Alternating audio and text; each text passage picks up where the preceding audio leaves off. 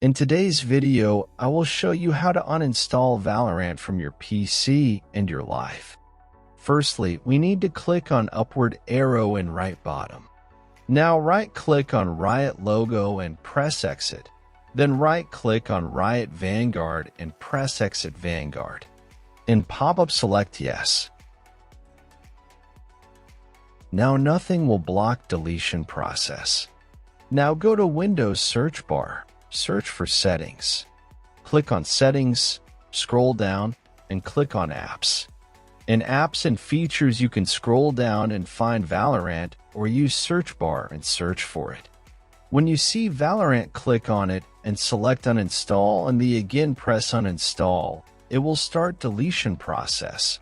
When it's done, just click on Done and Valorant uninstalled successfully. As you can see, icons on desktop are gone.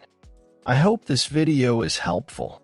If it was, give it thumbs up and consider helping me reach 1,000 subscribers so I can make more tutorials.